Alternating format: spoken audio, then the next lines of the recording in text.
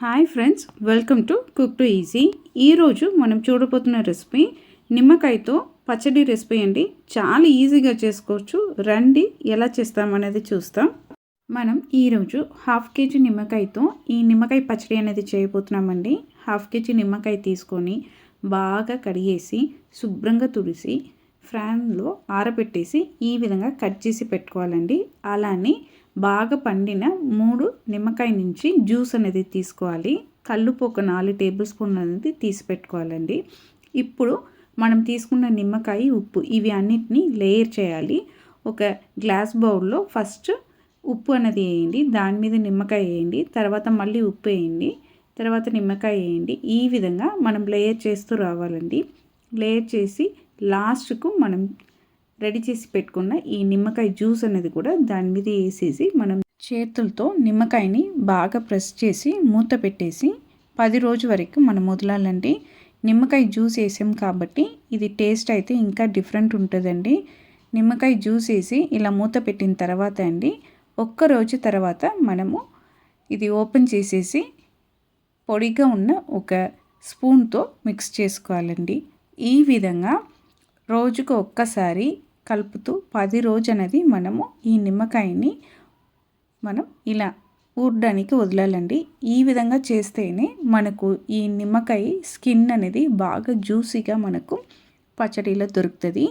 10 రోజు తర్వాత మనం ఓపెన్ చేసి చూస్తే మనకు నిమ్మకాయ అనేది ఈ విధంగా మనకు దొరుకుతుంది.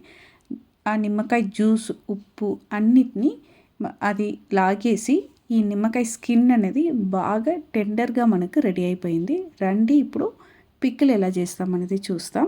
పొయ్యి మీద అడుగు మందంగా ఉన్న ఒక కడాయి పెట్టండి. దాంట్లో 1 టేబుల్ స్పూన్ జీరా, 2.5 టేబుల్ స్పూన్ అంత ఆవాలు, అలానే 3/4 టేబుల్ స్పూన్ అంత మెంతులు ఇవి అన్నిటినీ వేసి మనము మాడిపోకుండా బాగా ఫ్రై చేసి తీసుకోవాలండి. ఈ ఫ్రైయింగ్ ప్రాసెస్ అనేది సిమ్లోనే ఉండాలి. ఈ విధంగా మనము ఫ్రై చేసుకున్న తర్వాత దీన్ని ఒక ప్లేట్లో పెట్టేసి బాగా ఆరపెట్టుకున్న తర్వాత మెత్తటి పొడి అనేది రెడీ చేసుకోవాలి.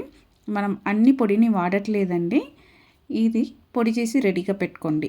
సేమ్ కడాయిలో మనము ఇక్కడ 200 ml జింజలి ఆయిల్ అనేది వాడుతున్నామండి. నువ్వుల ఆయిల్ వాడితేనే ఈ పికిల్కి టేస్ట్ అనమాట.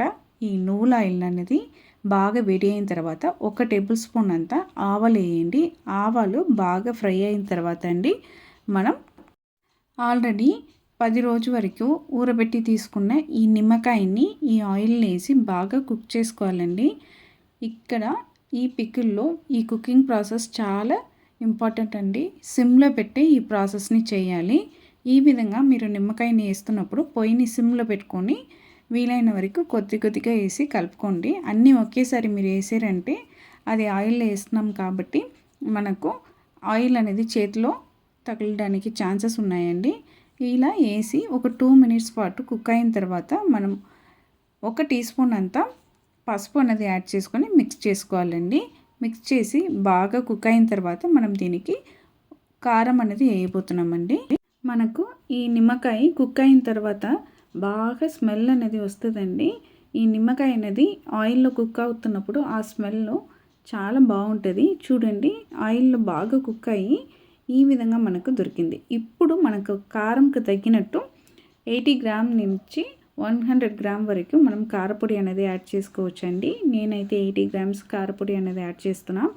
ఈ కారపొడి యాడ్ చేసిన తర్వాత నెమ్మదిగా కలిపేసి మనం దీన్ని కుక్ చేసుకోవాలండి.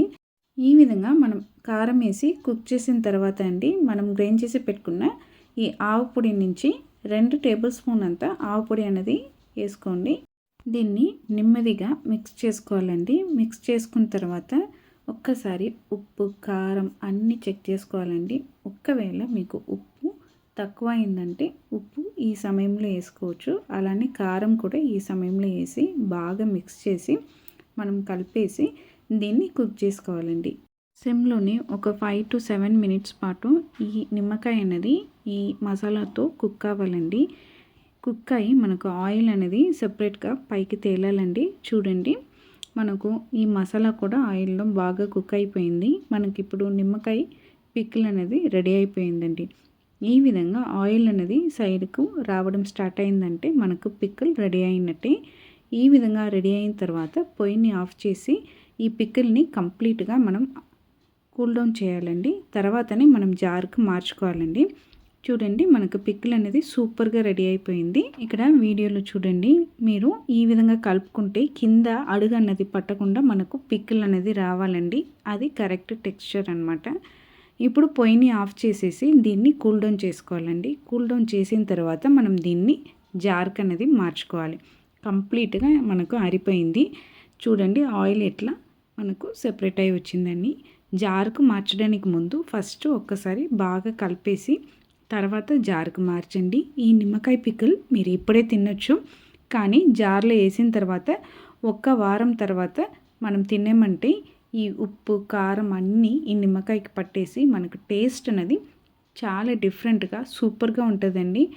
అంతే అండి, చాలా సింపుల్గా ఇంట్లో ఉన్న కొన్ని సామాన్తోనే ఈ నిమ్మకాయ పచ్చడి అనేది రెడీ చేసామండి. మీరు కూడా సేమ్ కొలతలతో ఒక్కసారి ఈ నిమ్మకాయ పచ్చడిని ట్రై చేసి చూడండి, టేస్ట్ చేసి చూడండి. మీరు ఖచ్చితంగా ఇష్టపడతారండి. మీకు ఈ రెసిపీ నచ్చిందంటే కుక్ టు ఈజీ ఛానల్ని లైక్ చేయండి, షేర్ చేయండి, కామెంట్ చేయండి. తప్పకుండా మన కుక్ టు ఈజీ ఛానల్ని సబ్స్క్రైబ్ చేయండి. అందరికీ బాయ్ అండి.